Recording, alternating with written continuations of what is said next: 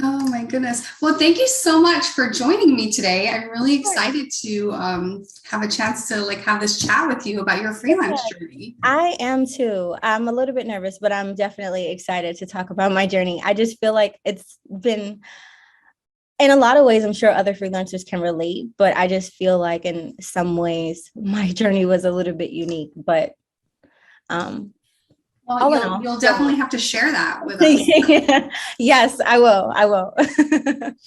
So, first of all, I was just checking out your LinkedIn profile earlier, and I Yes. see that we kind of have a little bit in common. Oh, I'm in Miami and you're in Fort Lauderdale, so we're very yeah. close. Awesome. Yeah, And I think I also saw that you're a Florida registered paralegal I as am. Yeah, well.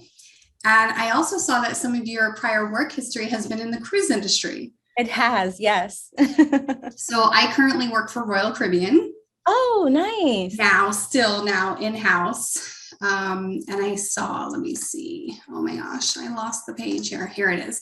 I saw that you worked before for Crystal and then also for Virgin. So that must have been really interesting.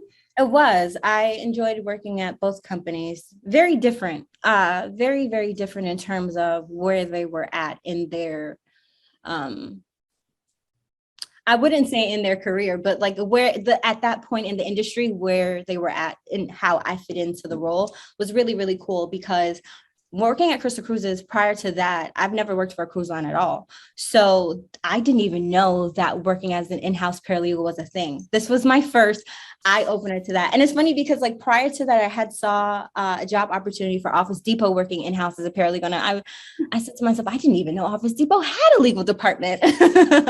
So the job opportunity came up and I applied on LinkedIn and I went into their office and I met the guy that I would possibly be working with, and he was so nice. And fast forward to me not being there anymore, I still have an amazing connection with him. I loved working with him. I loved having him as my boss. I was very, very hands-on. Honestly, I feel like in all my positions, I'm really hands-on in terms of like trying to help streamline things and get their automated processes up and running and get their inventory to be somewhere electronic because in my experience, both companies, they weren't really using electronic as much before I came on board. So I was Mhm. able to help them with that. And Crystal Cruises was around for a really long time. And just to be able to just immerse myself in that culture and just help them get off the ground because they were known for a really long time, but not in Miami. They had just gotten to Miami at that point. Their office was headquarters in California prior to. And so just helping that office become like the California office and be a little bit better was really cool. So I enjoyed that experience. And working at Virgin Voyages was amazing. I really, really enjoyed that experience because they're trendy, they're fun. They try to keep up with the trends of what's going on in the culture, in the world. They don't have any biases. They are all inclusive, not even only like cruising inclusive, but just like people inclusive as well. Mhm. It's just their company culture. I really, really enjoyed. No company's perfect, but what they did right, I loved. Yeah, Definitely. it seems like it would be a really interesting company to work for. It's like the complete opposite of working at Crystal. The complete opposite. Obviously work wise, but culture wise was very different. Very, Yeah. very different. Yes. Yeah. Royal Caribbean, I really like. They kind of have a really like just comfortable environment as far as you see like every different type of person Yeah. and everyone is kind of completely free to be themselves and you don't feel like you have to like fit into like a certain category. So people pretty much can, you know, express themselves completely, whether Right. it's with their hair, whether it's with tattoos or the way that they dress or whatever. I mean, everyone is like pretty free to like express who they are. And it's really nice because you just get to meet like such a interesting variety of people and just all different kinds of people and everyone is like happy. It's one of the things that I kind of noticed when I first started working there, that Yeah. everyone seemed like genuinely really happy when they were walking around in the halls. Yeah. And just coming from a regular law firm environment, not that they weren't happy, but it's like you're just working and you're kind of Yeah. like in your work all the time.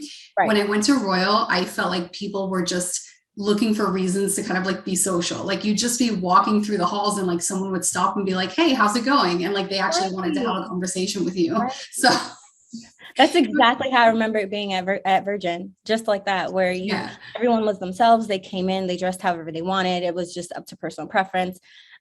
They really didn't care if you came in with like leggings and sneakers. As long as you was getting your work done, it didn't really matter. And that's what I love.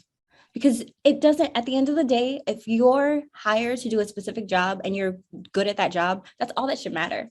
How you come to that job should not matter. It shouldn't. As long as you're not coming with bloodshot eyes and like looking kind of crazy. I feel like you should be okay, just do your work. I completely agree. I completely agree with that. Yeah. So I noticed, okay, so right now you are working full-time freelance, right? You're in your business full-time. Okay. Yeah. It looks like when you started with your doing freelance, you kind of had some overlap, right? So you started doing freelancing on the side when you were working full-time. Yeah. How did you kind of get into doing freelance work in the first place? Well, loaded question.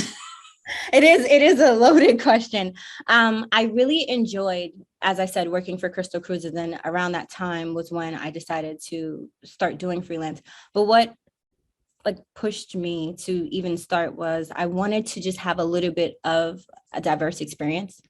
Working at Crystal was great. I was involved with corporate types of legal documents and legal stuff, but I wanted more diversity. I wanted to be able to work with law firms. I wanted to be able to work with trademark offices. I wanted to be able to do more intellectual property.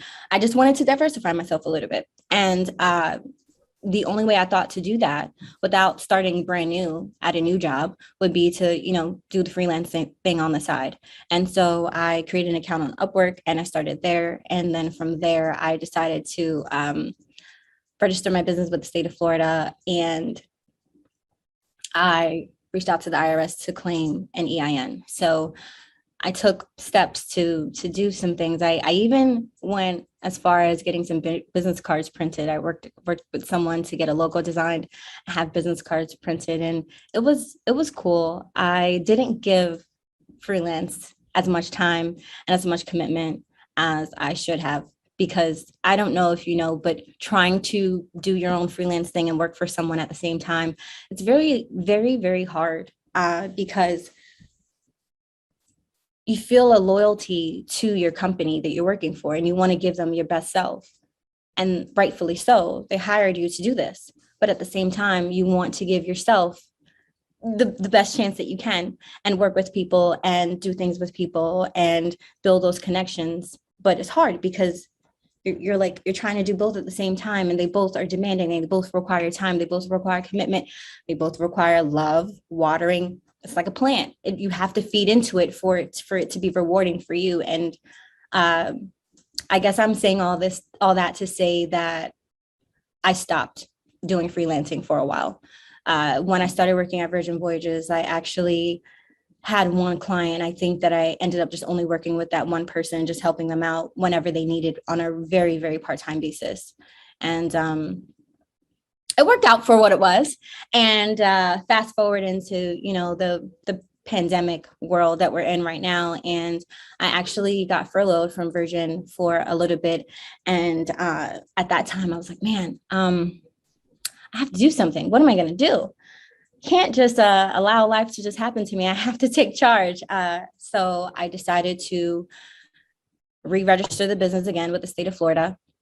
Which ended up being to my advantage, because when I originally registered the business, I had to take the name, my same name, but it said Florida, because my main name was taken. But by the time I was ready to do it full time, my name was available. It was serendipitous. I was able to just get my name with no problem, and I didn't have to have the of Florida. So it just worked out even better. And it has been a very amazing, rewarding, challenging experience since. In a couple of weeks, it'll be a year since I've been full-time freelance. And I love it. I love that I've decided to venture out full-time on my own. It's a very nerve-wracking thing, but because of the pandemic, I didn't really have a choice. It was like, either you do this or else. And so I didn't want to deal with the or else. So I just decided to do it. And, I will say that being a freelancer, being a business owner, offering services to the public it can be challenging, but it is very, very rewarding. Some of the challenges, though, I didn't expect to encounter. I never thought in a million years I would experience some of the things that I've experienced, but it has grown me. It has made me stronger. It has made me better. And I wouldn't change it for the world. And I would recommend anyone that has the mindset about 80% to do freelance, to do it. And it's something that the reason why I say 80% is because you can't go 50% into it. You won't get anything out of it. I'm sorry, you won't. I'm speaking from experience. You won't get much out of it. And even when you give it 100%, sometimes it's rough and it's rocky and you don't know if you're going to get 100% out of it, but at least you gave it everything. The worst thing is to give half of something and then wonder why it's not working. If you gave everything and it doesn't work, then at least you put everything into it and it just didn't work for whatever reason. But you owe it to yourself to try. You owe it to yourself to try. Yeah, I definitely agree. I love your passion for it. It's Thank amazing. you. And I think it's funny because this has kind of been a common theme with other freelance paralegals and just people in general. Yeah. COVID has been undeniably an awful situation for so many people, but at the same time, it's given other people, really great opportunities, especially people who, like yourself, who you got furloughed and then you turned it into something amazing. So it kind of forced you to take that next step forward. Yes. And I think, one of the good things about freelancing is you can do it on the side when you're getting started. And usually, like when people ask me, like, how should I start? Like, should I quit my job and then start? I usually tell people, like, start it on the side so that you can, get into it and get into the flow of it. But there's also kind of like a blessing and a curse, right? So you have that safety net of having your day job and having your paycheck and your benefits. And it's not like really that big of a deal because you still have that paycheck coming in. But at the same time, maybe it kind of prevents you from being as hungry as you would be if you just said, okay, this is it. So I really have to push forward. Yes. Like you really are kind of dividing your loyalty and dividing your attention. So you're not like as desperate for success as you might be if that was the only thing you had going. Right. So that was probably a really good thing for you. Thank you. Thank you. I really do feel like pandemic was rough. Everyone can admit that it was, but I have really tried to find every little piece of gem and positivity and, optimism that I can out of this. I've learned so much about myself from the pandemic, so much about this business, so much about the kind of business that I want to have. And just that you can pretty much do anything that you really want to do if you just really try. You can. There's no, only you can stop you. Only you can stop you. You are stopping yourself from doing whatever you want to do. Of course, people can have negative comments, negative thoughts, negative opinions, of course, but like, so what? It's always going to be there anyway. Exactly. It's going to be there, whether you're doing it or not. It's going to be there. If you do it and you do it good, they're going to complain. If you do it bad, they're going to complain. It doesn't matter. It doesn't matter. It's just like, you just have to be strong in who you are. And that's the one thing I will tell anybody that wants to do freelance. You have to be strong in who you are. You have to be like assertive and know yourself. If you don't know yourself and you don't know your brand and you don't know your services that you're trying to offer, then they're going to walk all over you. And they will. I've experienced it my own self. Like they will walk all over you, especially when it comes to your rate. If you cannot stand firm to your rate, speaking from experience, and just say, you know what, this is it. Either you want it or you don't. Because chances are, like, even if they didn't take you, they respect you because you didn't fold, you didn't fumble, you didn't try to meet them where they're at. Because at the end of the day, just like they have bills and expenses and things that they need to focus on, you do too. And so why is it okay for them to make you make less when you have all these things that you need to focus on? But that's easier said than done, because sometimes I still have that little voice in my head. And I'm just like, oh, do I really want to give this price or should I negotiate? Maybe I should negotiate. I'm like, no, girl, don't do it. Don't you do it. Your staff is going to be pissed with you. You're going to be pissed with yourself. Like, don't do that. Don't do So that. talking about rates, and obviously you don't have to tell us any amounts, but can you talk a little bit, I guess, about how you initially determined, what your rates were going to be and the kind of things that you took into consideration or that you recommend people take into consideration when they're trying to figure out how much they're going to charge? Yeah, that's a really good question. I think that when I was first starting out, I went based off of what I saw, like the average was, and I went based off of that. And I also took into account what minimal expenses I had at the time. Overhead is key. Whenever you're thinking about a rate, you should always first think about what are all the expenses that you have, both for your business and personal, because that's going to determine the bare minimum that you're willing to accept. And then from there, you have to think about, okay, how much will I want to maybe pay for taxes, to pay for health insurance, to pay for, maybe I want to take a week off for the holidays. You have to think about all those little things that someone who works for an employer doesn't have to think about, because everything goes into this number. All of those factors go into this number, and that number is your starter. And then from there, you then decide, do you want to hire people to help you? Do you need support? But all that doesn't come at day one. So at day one, you're just trying to figure out, okay, how many expenses do I have for my business? How many personal expenses do I have? Okay, and maybe $5 up from that. And that would be my rate. That's how I went in the beginning. And then from there, I learned that I offer a very valuable service. What I do is very valuable. I am that person that you can pick up the phone and call at 8 o'clock at night and tell me, hey, I have an emergency. Can you help me? With no problem. But that comes with a price. And so I quickly learned that I was underselling myself. I was very much underselling myself. And working with a client or two and seeing how much work I was putting in and then how much I was making, I was like, no, I'm killing myself here for this money, and it's not even making any sense to me. I have to make a change. And from when I started out, I can tell you that my hourly rate when I started out, I think it was like 30. I started at 30. It's not that anymore. It's gone up significantly, and it's a variety of things that I've mentioned to you. It's expenses. I have support staff that help me now. I'm actually thinking about hiring some paralegals to start helping me in the future. I'm trying to also build a network. I've been talking to my team to try to build that out. So it may change again, but right now, this is where it's at, and I'm comfortable in it. I've been able to work with people with that rate. And so what I will say, though, I'm happy with everything where it's at. And what I will tell people is everything that I've just told you just then.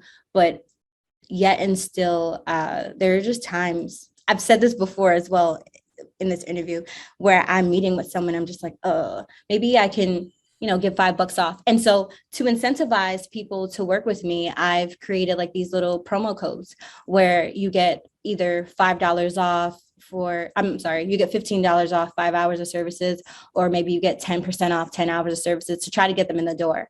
So you could even do stuff like that if you feel like your rate is something that's not, you're getting a little bit of pushback on. Instead of changing it, maybe just offer something to just incentivize a law firm or a solo practitioner to start working with you. And then from there, you can negotiate. I've even done one other thing where I've worked with someone in the past and we had stopped working together and my rate had changed when she tried to come back on board. And I said, I know you were starting here. Let's do increases. Let's do an increase of, a certain percentage every month to get you back to where my rate is now. And that worked for her. So I am big on loyalty. I'm big on commitment. And if you show me that you're loyal to me, of course, I'm going to do what I can to try to help you without doing myself any disadvantages or disservices at the same time. Yeah, I think that's a great strategy.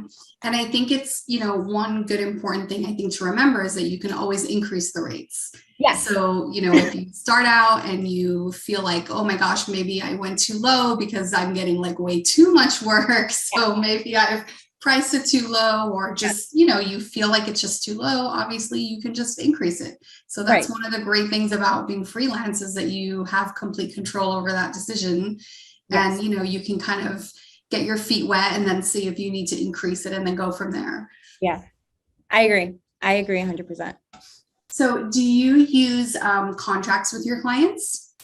It depends. So if it's someone that's going to be like a long-term client, I will use a retainer agreement, and I will create the retainer agreement and have it so in the beginning when I was doing this, again, I will I've learned so much by doing this. I've learned so much in this year, in this span of time, that man, I feel like I could write a book, because it's just, there's so many little nuances that you don't even really think about. So in the beginning, I wasn't doing contracts. I was just working with people. And I quickly realized that I need to have some terms to protect myself, and maybe they should have some terms to protect themselves and know what all, they'll be getting as a part of their service package. And so the agreement is like a Bible, because now, if you pay late, you have to pay me a fee. If you pay with a credit card, you have to pay me a fee. If I have to do any expenses for you, you have to reimburse me for them. If I have a dedicated phone line for my law firm clients. So if any one of your clients need to reach out to me because they can't get you, you have to pay a fee for that dedicated line.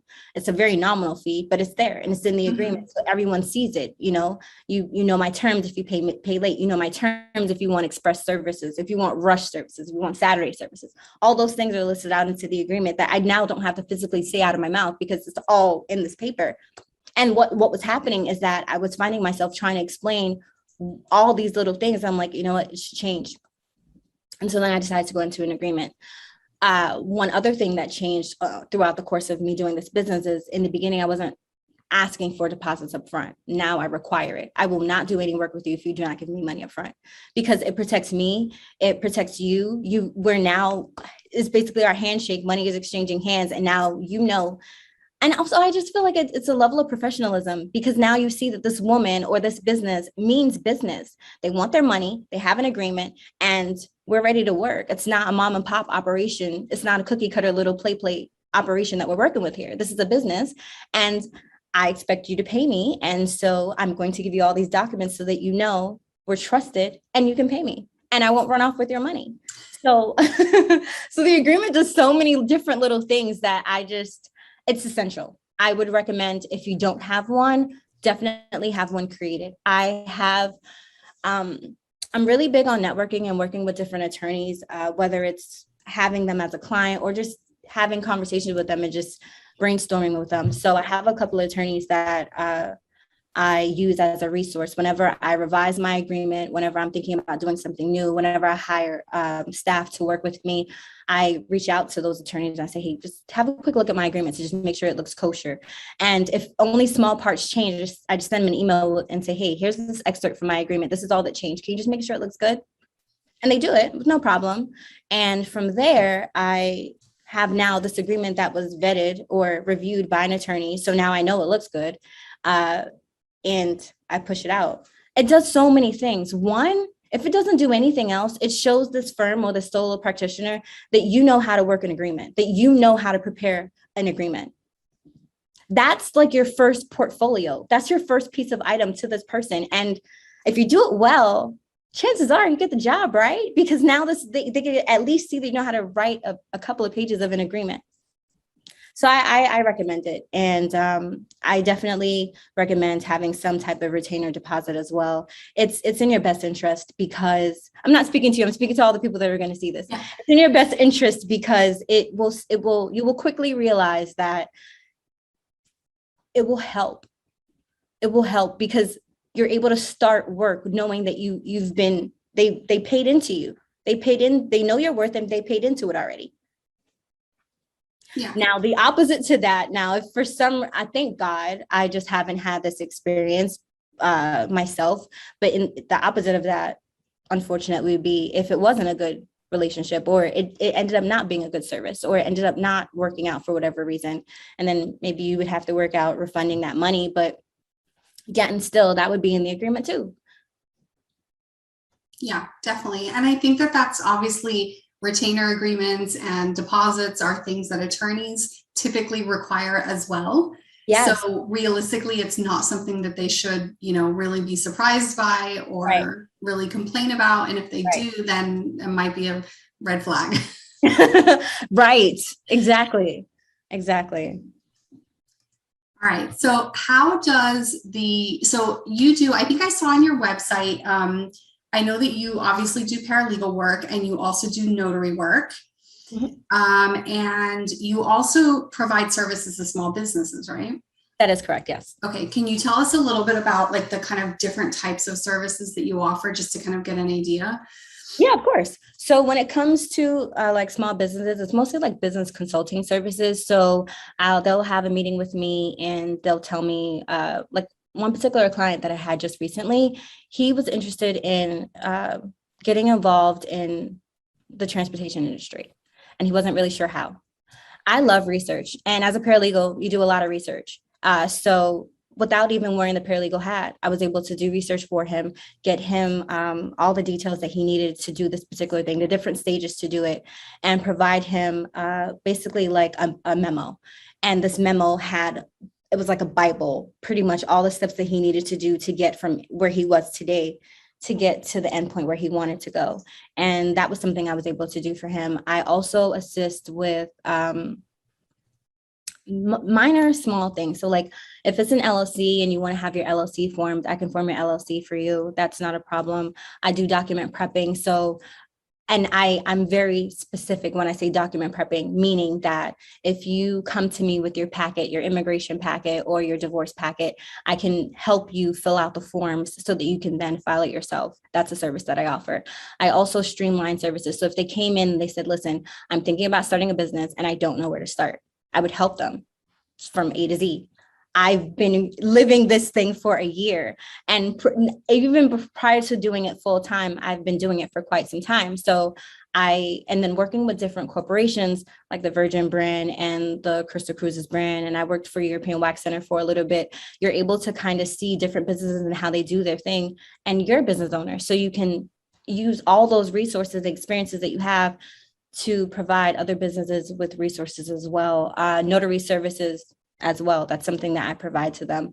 If they, 9 times out of 10, a lot of these companies, they get to travel in other countries and stuff like that, or they have connections with other government officials in other countries, and you would need your passport notarized, and then you probably need that apostilled. I do all those services as well. I actually have a connection with a vendor in Tallahassee that actually assists me in getting documents apostilled relatively quickly instead of just sending it by snail mail.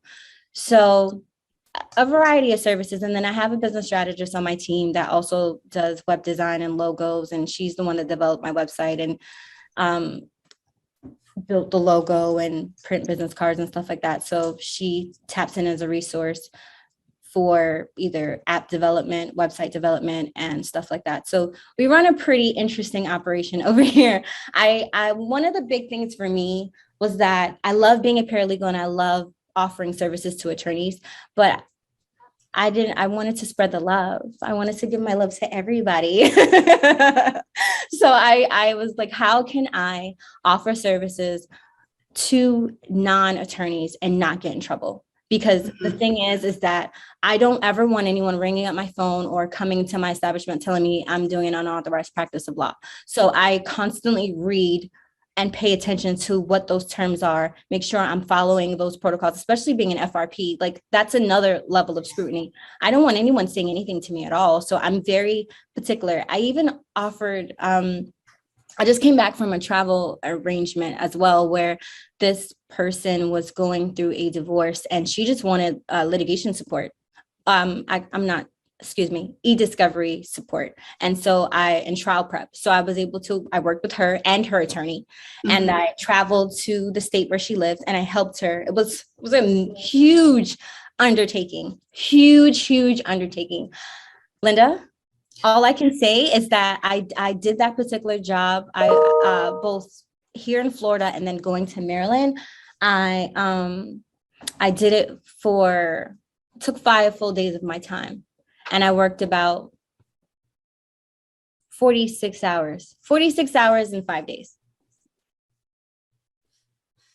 It was so much fun, but it was very intense. It was very, very intense. But that's just to give you an idea of some of the different things that I try to do for small business owners, as well as just average consumers that need some type of support. Yeah. I mean, I think it's really great to kind of keep in mind that paralegals are not limited to like specifically doing whatever they would be doing in the office, like Yes. substantive paralegal work, but you can always also kind of look at the other strengths that you have. Like for me, I actually do now more freelance social media work than I do freelance paralegal work. I do a lot more social media work. And so Wow. my business is really going a lot more in that direction, just Wow. because it's something that I enjoy and it's something that I'm good at. And, Right. you know, it just comes like really easily to me.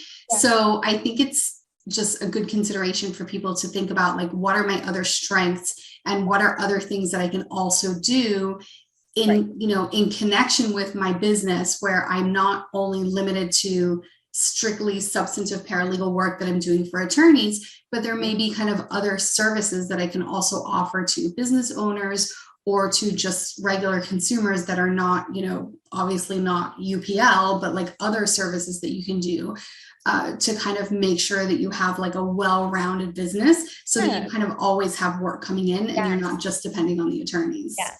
Yes. So That was I a think really big getting deal. creative.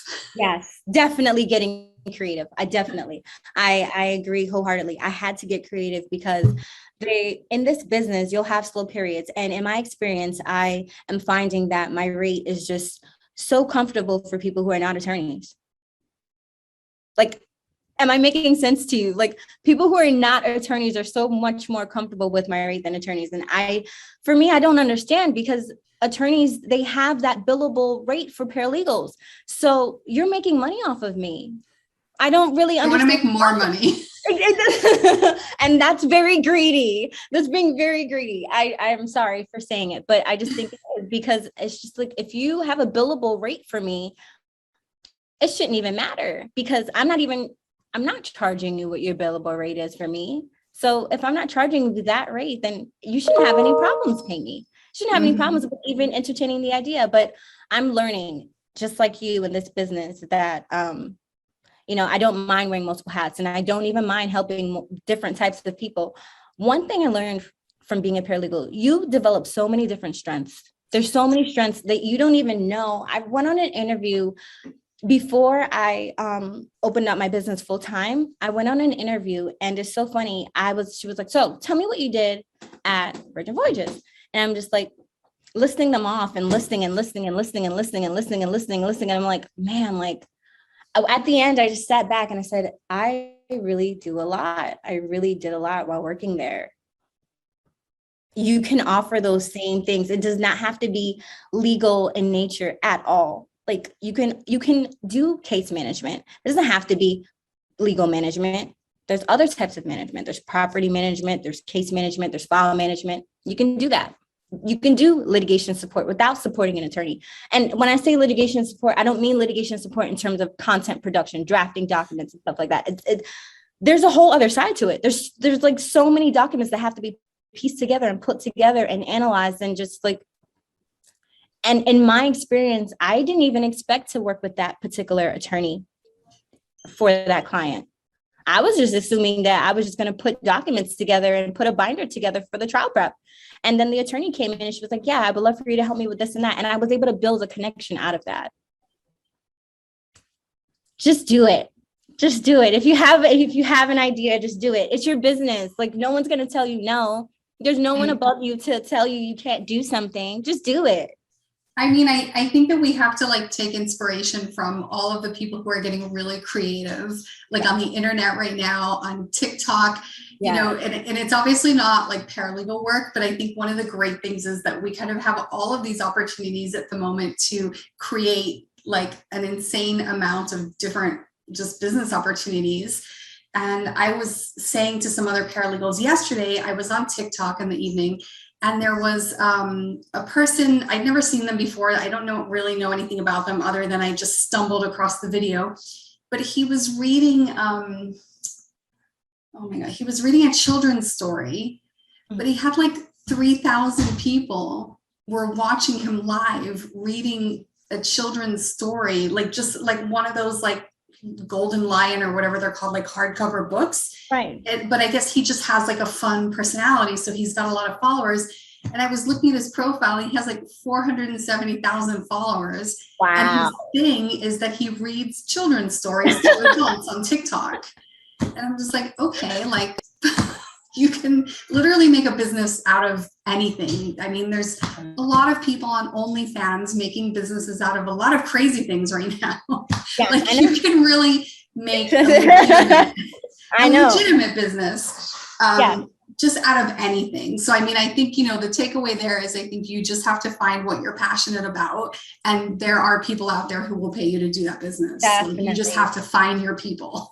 Yeah, I agree. Find them. They're there. And I think that's the biggest thing. You said it perfectly. Knowing who your ideal client is, knowing who your fan base is, knowing your demographic, who you're trying to target. Like that's key too, because then you're able to reach them. You're able to talk specifically to them because you know who they are and you know what, you know, the kinds of things that they like and they look for. I think another thing that you mentioned that I wanted to touch back on, like aside from the social media thing, what other types of areas are you focusing on aside from paralegal work? Like how do you support people other than by doing paralegal stuff? So right now for me, and I do work currently full-time also, mostly because I'm in love with the benefits and I just can't let them go.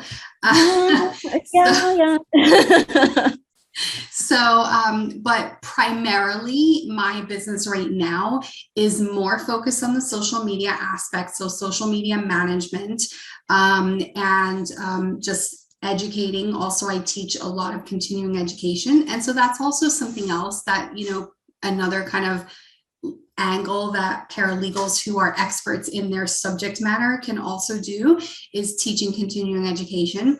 I started teaching continuing education probably, I don't know, like maybe like 10 years ago, I think, because at the time, most law firms were not paying for continuing education for their paralegals, which many still don't. I mean, we hear about this in the Facebook group all the time. Yeah. Many still do not. And I kind of like took it like personally, like I was like personally offended that firms not only didn't pay, but then the companies who were providing continuing education for the most part were charging the same rates for paralegals and attorneys.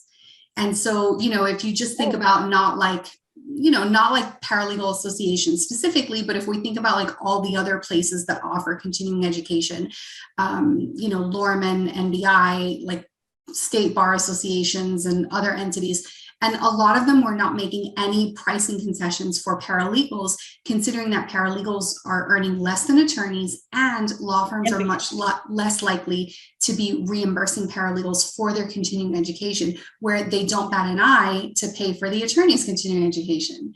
And that was actually why I started teaching continuing education in the first place, because I wanted there to be an affordable option for paralegals, where not only was it education that was specifically designed for paralegals. So you're not having to take continuing education that's designed for an attorney and you're really not learning what you need to be learning, but also it's priced appropriately for paralegals who have to pay for their own continuing education, which is what I still do. The majority of the CLEs that I offer are only $10 an hour for the class. I took one. I took the, I think it was the litigation support one with the e-discovery. Yeah, I did that one. I took that one. And it's so funny that I took that course because like I took it and then I took it relatively recently too, before I went on this trip to Maryland.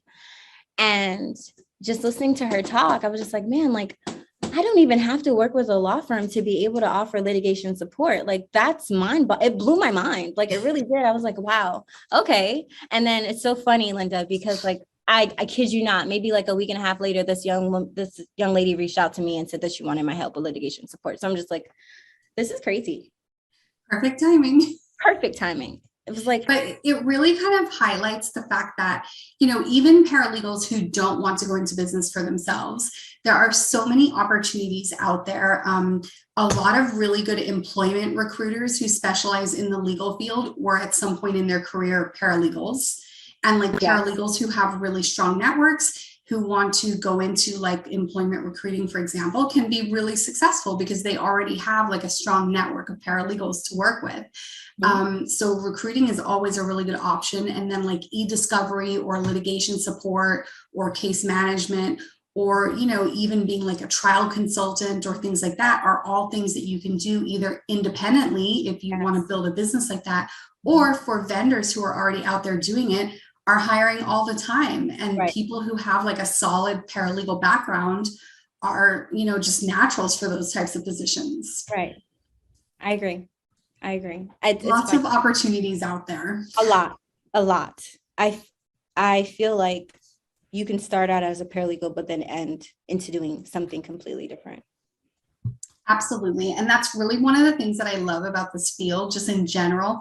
And when people come into the group and, they're asking like, oh, I'm interested in being a paralegal, but like, are there like growth opportunities or what can I do? And I will never forget that when I started working as a paralegal, which was about 24 years ago, even though there was obviously people have been working as paralegals for a lot longer than that. But I know when I started, it was kind of like, if you wanted to do something else, you had to go to law school. So it was kind of like, that was like the natural, like chain of events. Like you become a paralegal. And then if you really want to get serious about your career, you can go to law school and become an attorney. And I was like, man, I've never wanted to become an attorney. I just have literally no desire. I don't have the right personality for it. I like being in the support role. I have no interest in being in the attorney role at all. But now there's like a million opportunities. There's like so many things that we can do without having to go to law school. And that's one of the things that I really love about it. Yeah, I do too. But I am going to go to law school. That's on my plate to do at some point. Yeah. That's good. Yeah. Yeah. I just have never, like, it's never been like and I love going to school. I mean, I got my master's in legal studies, but I was thinking about doing that too. Yeah, I really enjoyed it. I mean, my master's degree, and I have two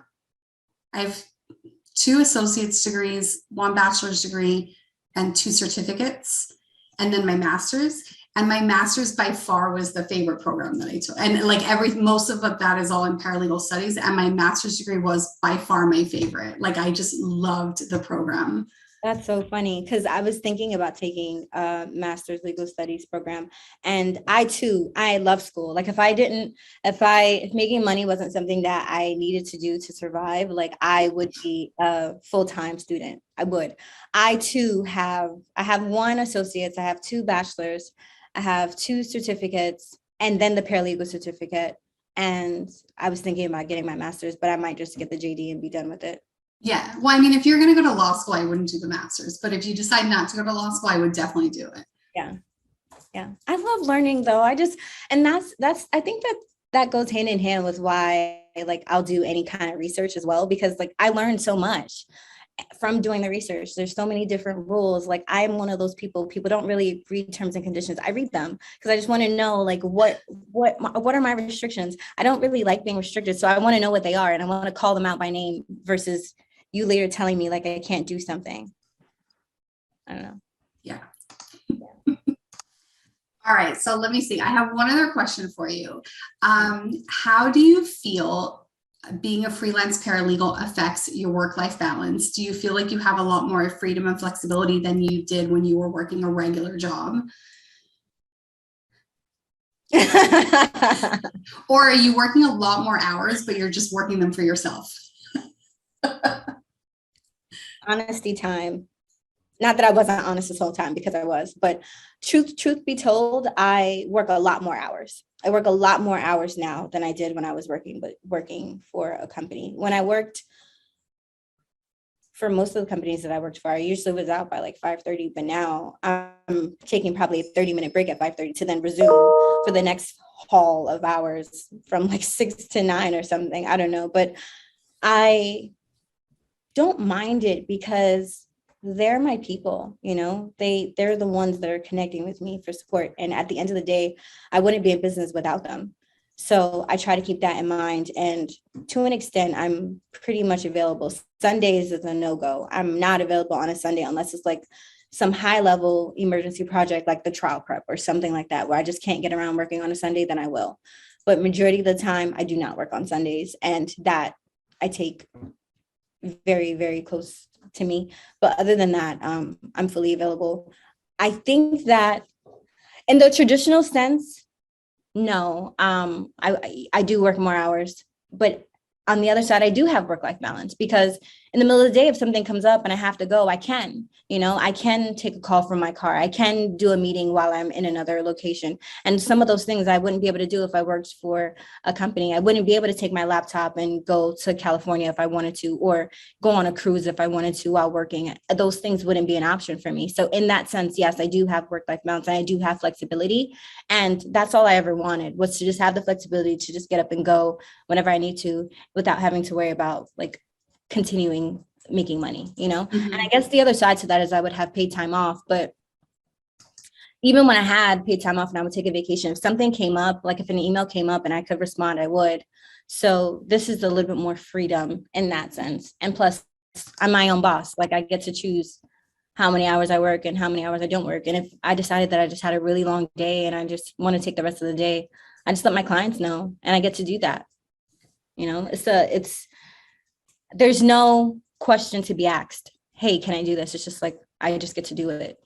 And I love that. I love that more than anything else. I think I love that more than working the long hours. I don't mind it, just being able to say, okay, I'm done. Enough of this, and yeah. I think that's really been like a very kind of common theme in everyone that I've spoken to. Really? I think most people are kind of working either the same amount of hours or most often more hours, but you have that flexibility where if like for me this morning, I couldn't sleep. I woke up at 4 a.m. and I just knocked out a couple of hours of work that I had to get done. And then I'm done. But like, I don't have to like explain to someone like, hey, I came in early, so I'm leaving early, or, whatever. And I think it's also kind of a sense of, well, I'm working for my own business, not like I'm not killing myself for someone else's business. Right. I'm still killing myself, but at least it's from my business. And I kind of have a lot more ownership and a lot more control of that. Yes, definitely. Definitely. Killing yourself for your own business definitely is more rewarding than for someone else. And if you got to do it, I guess it's better to do it for yourself than for someone else. Yeah. All right. Well, those are all the questions that I had for you. And I know that we're like way over on time. Do you have anything else that you wanted to add before we wrap up?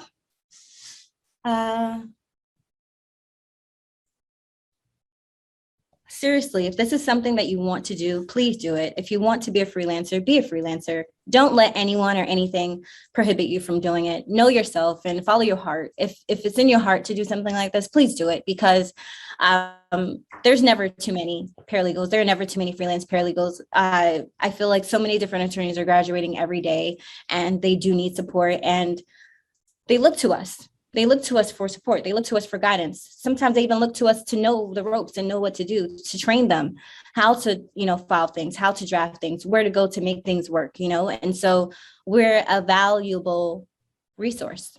We're very valuable in the industry. We're like the nurses to the doctor. So I just feel like there's never not going to be room for you. So if this is something you want to do, please do it, and do it well. And just love and trust the fact that you have something to offer the world, whatever that is. And if it is not freelance paralegal, and you were a freelance paralegal and you're thinking about doing something else and you're unsure of where to start, or you're afraid of starting, just do it. Still, just do it. You're not hurting anybody but yourself by not doing it. You have something to offer the world, so offer it, please. That's it. Thank you so much. I really love your passion, and it's like energizing. So I really love it. I know that everyone's going to really enjoy kind of watching this conversation that we've had. So thank you so much. I really, really appreciate you taking the time to share all of your insights with us. Of course, Linda. Thank you for having me. I really appreciate it. If you want to